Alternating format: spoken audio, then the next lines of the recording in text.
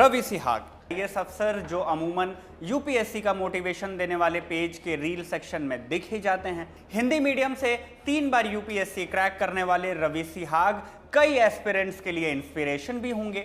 रवि को अपने लुक और मोटिवेशनल स्पीचेस के लिए खूब जाना जाता है।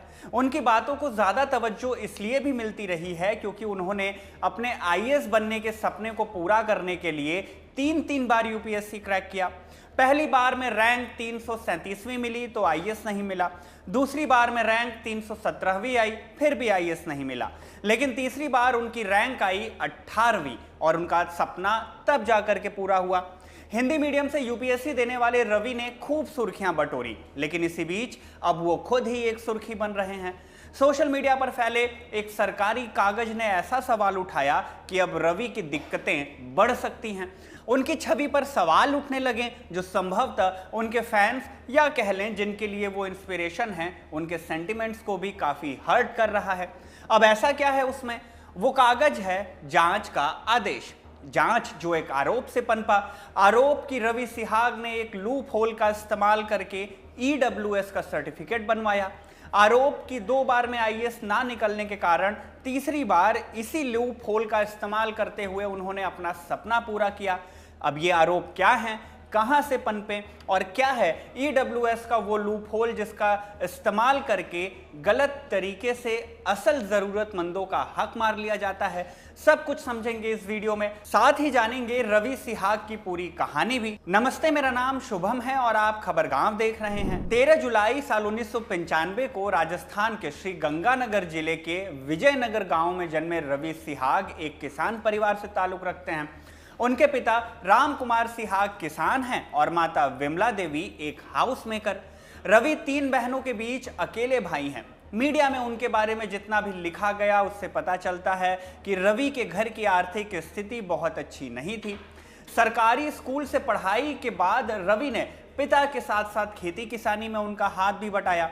यूपीएससी करने का जुनून तो था पर तैयारी के लिए पैसे नहीं थे, इसलिए साल 2015 में ग्रेजुएशन कंप्लीट करने के बाद रवि ने घर पर ही रहकर खेती के साथ यूपीएससी की तैयारी शुरू कर दी। उनके दिए हुए इंटरव्यूज के हवाले से पता चलता है कि रवि के पिता ने साल 2016 में बामुश्किल पैसे इकट्ठा कर रवि को दिल्ली तैयारी के लिए भेज दिया। कोचिंग ज्वाइन की और तैयारी भी पूरी हुई। साल 2018 में रवि ने अपना पहला अटेम्प्ट दिया। पहले अटेम्प्ट में ही यूपीएससी क्रैक भी कर लिया, लेकिन रैंक मिली 337। इंडियन रेलवे ट्रैफिक सर्विसेज में नौकरी भी पक्की हो गई। लेकिन रवि के सिर तो आईएएस बनने का जुनून था। 2019 में दोबारा से यूपीएससी का एग्जाम देने वो पहुंच जाते हैं।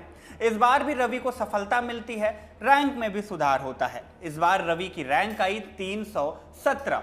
इस बार रवि को इंडियन डिफेंस अकाउंट सर्विसेज में नौकरी करने का मौका मिला, लेकिन आईएएस बनने का जुनून अब भी कायम रहा।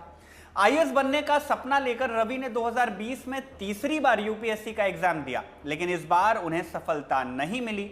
पर यह सिलसिला यहीं नहीं रुका।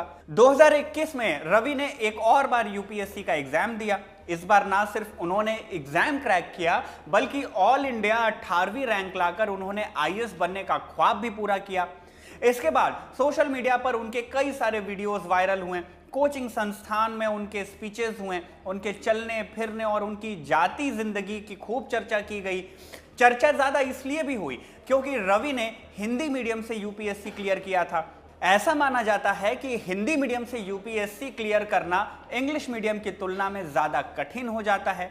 इसके पीछे तर्क दिया जाता है कि हिंदी मीडियम वाले कैंडिडेट्स के लिए बेहतर स्टडी मटेरियल, अच्छे कोचिंग के साथ कई तरह के आंसर राइटिंग इश्यूज होते हैं। हो सकता है कि ये मिथ हो, लेकिन बावजूद इस मिथ के कई हिंदी मीडियम के अभ्यर्थी ना केवल यूपीएससी क्लियर करते हैं बल्कि टॉपर भी बनते हैं। हिंदी मीडियम से टॉप करने वालों की बात जब जब भी होती है तो इसे अनदर फेदर इन कैप मान लिया जाता है। रवि को भी इसी के चलते बाकियों से थोड़ी ज्यादा प्रसिद्धि मिली। बहरहाल यूपीएससी क्लियर करने के बाद रवि को काडर मिला महाराष्ट्र का। वर्तमान में रवि सिवनी जिले के लखनादौन में सब डिविजनल ऑफिसर राजस्व के पद पर कार्यरत हैं। रवि जो अब तक अपनी पोस्टिंग और रूटीन कामों को लेकर ही खबरों में रहते थे, अब सोशल मीडिया से लेकर मीडिया रिपोर्ट्स तक उनकी चर्चा होने लगी है। चर्चा किसी नेक नहीं बल्कि दस्तावेजों के गलत इस्तेमाल को लेकर शुरू हुई। अब ये पूरा मामला शुरू कहां से हुआ, अब इसे भी समझ लेते हैं। 3 बार यूपीएससी क्लियर करने वाले रवि चर्चाओं में तो रहते ही थे, लेकिन जैसा कि हमने आपको अपनी पहली की वीडियोस में बताया है कि रिजल्ट आते ही जहां एक तरफ बेबी नौकरशाहों के फैन पेज बनने लगते हैं, उनके रील काटकर मोटिवेशनल स्टोरीज बनाई जाती हैं, इसी के साथ इनकी स्क्रूटनी भी शुरू हो जाती है। रवि के साथ भी ऐसा ही हुआ। बीते कुछ दिनों से सोशल मीडिया पर रवि के बारे में कई दावे किए गए। मसलन स्क्रूटनी करने वालों ने जब रवि के यूपीएससी के पुराने रिजल्ट्स पर नजर डाला तो उन्हें एक बात खटकने लगी। बात यह कि रवि ने साल 2018 और 19 में दिए अपने अटेम्प्ट में किसी भी कोटे से अप्लाई नहीं किया था, माने वो जनरल कैटेगरी में थे, लेकिन तब उनकी रैंक अच्छी नहीं आई और ना ही आईएएस का पोस्ट मिला। लेकिन जब उन्होंने 2021 वाला अटेम्प्ट दिया तो इसमें ईडब्ल्यूएस माने इकोनॉमिकली वीकर सेक्शन का कोटा लगा लिया। हालांकि इस बार इनकी रैंक भी अच्छी आई और कोटा भी मिला तो आईएएस की पोस्ट आसानी से मिल गई। लेकिन रवि के इस ईडब्ल्यूएस आरक्षण को सोशल मीडिया से लेकर कई सामाजिक कार्यकर्ताओं ने शक की निगाहों से देखा। फिर क्या हुआ, उनकी भी स्क्रूटनी शुरू हो गई। दावा किया गया कि रवि ने एक लूप होल का इस्तेमाल करते हुए ईडब्ल्यूएस का सर्टिफिकेट बनवाया और फिर इसे यूपीएससी को सौंप दिया। एक आरोप यह भी लगा कि रवि ने जब अपना रिजल्ट इंस्टाग्राम पर पोस्ट किया तो उसमें अपने रिजर्वेशन वाले सेक्शन को जानबूझकर एरो लगाकर छिपा दिया। उनके ईडब्ल्यूएस सर्टिफिकेट को लेकर अलग अलग प्लेटफॉर्म पर दावा किया जाने लगा कि उनके माता पिता के पास कई एकड़ जमीन थी, जिसकी वजह से उनका ईडब्ल्यूएस वाला सर्टिफिकेट नहीं बन पाया। लेकिन 2021 वाले अटेम्प्ट से पहले दावे के मुताबिक उनके पिता ने अपनी कुछ जमीनें रिश्तेदारों के नाम दान दे दी। ऐसा करने के पीछे का तर्क यह दिया गया कि जमीन दूसरे के नाम कर देने से रवि अब ईडब्ल्यूएस कोटे के लिए एलिजिबल बन गए। अब इसमें भी एक पेंच फंसाया गया कि जमीन उसी साल ट्रांसफर हुई जिस साल रवि का सर्टिफिकेट बना, जबकि नियम कहता है कि सर्टिफिकेट अप्लाई करने के 1 साल पहले के आय और संपत्ति के हिसाब से ही कोई ईडब्ल्यूएस की कैटेगरी में है या नहीं ये तय किया जाता है। अब जमीन के अलावा एक और बात पर लोगों के शक की सुई अटकी। दरअसल कई इंटरव्यूज में रवि खुद बताते हैं और ये बोलते हुए दिखते हैं कि उन्होंने पहले आईआरटीएस और फिर आईडीएएस में नौकरी की और इसी नौकरी के दौरान उन्होंने तीसरी बार यूपीएससी की परीक्षा दी। ये पोस्ट ग्रुप ए की है। इसे देखते हुए सवाल उठाया गया कि एक ग्रुप ए लेवल के अफसर का ईडब्ल्यूएस वाला सर्टिफिकेट कैसे बन सकता है। इन सवालों का जवाब जानने और इन्हें समझने के लिए आपको यह भी जानना पड़ेगा कि ईडब्ल्यूएस की एलिजिबिलिटी क्राइटेरिया आखिर है क्या। ईडब्ल्यूएस सर्टिफिकेट बनवाने के लिए कुछ बातें आपको पूरी करनी होंगी। क्या है वो? सबसे पहला, कैंडिडेट जनरल कैटेगरी से होना चाहिए। अन्य आरक्षण श्रेणी जैसे एससी, एसटी या ओबीसी में शामिल नहीं होना चाहिए। दूसरी बात कि परिवार की वार्षिक आय 8 लाख रुपए से कम होनी चाहिए। ये आय सभी स्रोतों से मानी जाएगी, माने वेतन, कृषि, व्यवसाय, पेशा वगैरह वगैरह से होती है। और तो और आवेदन करने वाले साल से पूर्व के वित्तीय वर्ष की गणना की जाएगी। मतलब अगर कोई 2021-22 में ये सर्टिफिकेट बनवाता है तो उसकी 2020-21 की आय का कैलकुलेशन किया जाएगा। तीसरा पॉइंट संपत्ति की सीमा को लेकर के बहुत कुछ कहता है। जैसे कहता है कि कैंडिडेट के पास या उसके परिवार के पास 5 एकड़ या उससे अधिक की कृषि भूमि नहीं होनी चाहिए। 1000 स्क्वायर फीट या उससे अधिक का आवासीय फ्लैट नहीं होना चाहिए। नगर पालिका क्षेत्र में 100 स्क्वायर यार्ड से अधिक का आवासीय प्लॉट भी नहीं होना चाहिए। साथ ही नगर पालिका क्षेत्र से बाहर 200 स्क्वायर यार्ड से अधिक का आवासीय प्लॉट नहीं होना चाहिए। नियम में यह भी कहा गया कि कोई भी सरकारी कर्मचारी ईडब्ल्यूएस के लिए अप्लाई कर सकता है, बशर्ते वो इन क्राइटेरिया में आता हो। अगर उसकी या उसके परिवार की आय या संपत्ति इस एलिजिबिलिटी क्राइटेरिया से ज्यादा है तो जाहिर सी बात है कि उसका सर्टिफिकेट नहीं बन सकता। अगर ऐसा नियम है तो फिर सर्टिफिकेट बन कैसे जाता है? इसका जवाब है एक लूप होल से। दरअसल ईडब्ल्यूएस के गलत इस्तेमाल के ज्यादातर केसेस में देखा जाता है कि कोई कर्मचारी या फिर उसका परिवार अपनी संपत्तियां दूसरों के नाम ट्रांसफर कर देता है। नौकरी वाले माता पिता या कैंडिडेट अपनी आय को कम दिखाने के लिए लीव विदाउट पे पर चले जाते हैं, जिससे उनकी सालाना आय कम हो जाती है। ये एक लूप होल है। पूजा खेड़कर वाले मामले में भी ऐसा ही देखा गया था। पूजा के पिता दिलीप खेड़कर ने लोकसभा चुनाव लड़ते हुए अपनी कुल संपत्ति 40 लाख की घोषित की थी। इस आधार पर पूजा का ओबीसी नॉन क्रीमी लेयर वाला सर्टिफिकेट नहीं बन पाता, लेकिन बाद में पूजा ने दावा किया कि उनके माता पिता का तलाक हो गया था, जिसके बाद पिता की संपत्ति पिता के पास ही रह गई और वो अपनी माता के साथ रह रही थी जिनके पास कोई संपत्ति नहीं थी। इसी तर्ज पर उन्होंने अपने ओबीसी के नॉन क्रीमी लेयर वाले सर्टिफिकेट को सही ठहराने की दलील भी दी थी।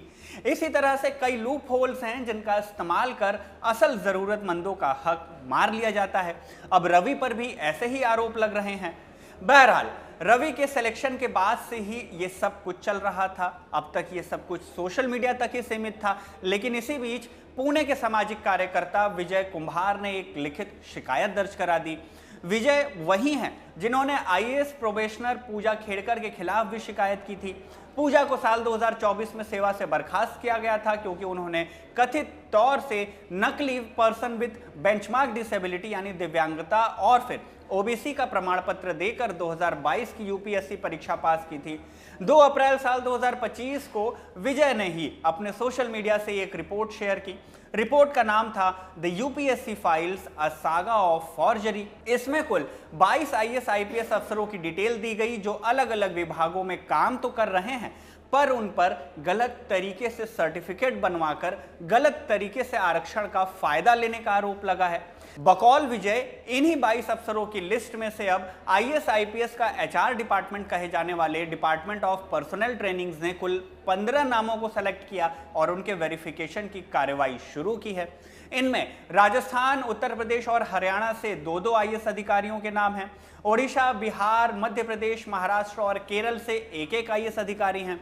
गृह मंत्रालय में कार्यरत 2 आईपीएस अधिकारियों का भी नाम है। राजस्व विभाग के 1 आईआरएस अधिकारी का भी नाम इसमें आता है। साथ ही विदेश मंत्रालय के 1 आईएफएस अधिकारी का भी नाम शामिल है। इसी शिकायत के तर्ज पर डीओपीटी ने 5 मई साल 2025 को कई पत्र जारी किए जिन पर डीओपीटी के अंडर सेक्रेटरी अंशुमान मिश्रा के हस्ताक्षर हैं। इन पन्नों में राज्य सरकारों से अनुरोध और केंद्र मंत्रालयों से अनुरोध किया गया है कि वो यूपीएससी परीक्षा के दौरान इन 15 सिविल सेवा अधिकारियों द्वारा दिए गए आरक्षण प्रमाण पत्रों की जांच करें। द प्रिंट में छपी नूतन शर्मा की रिपोर्ट में डीओपीटी के एक अधिकारी ने बताया कि ये एक आंतरिक जांच है जिसके लिए संबंधित राज्यों को पत्र भेजे गए हैं। अब ये सारे नाम या जांच के आदेश पत्र तो पब्लिक डोमेन में नहीं आए, लेकिन कहीं से एक लेटर सोशल मीडिया पर वायरल हुआ जिसमें यूं तो नाम पर व्हाइटनर लगा दिया गया था, लेकिन अफसर का गृह राज्य, उसका काडर और भर्ती के साल के साथ बैच को देखते हुए सोशल मीडिया पर दावा किया गया कि यह आदेश महाराष्ट्र काडर के आईएएस रवि सिहाग के नाम का ही है। यहीं से ये बात सुर्खियों में आई कि रवि सिहाग अब अपने ईडब्ल्यूएस सर्टिफिकेट को लेकर मुश्किल में पड़ सकते हैं।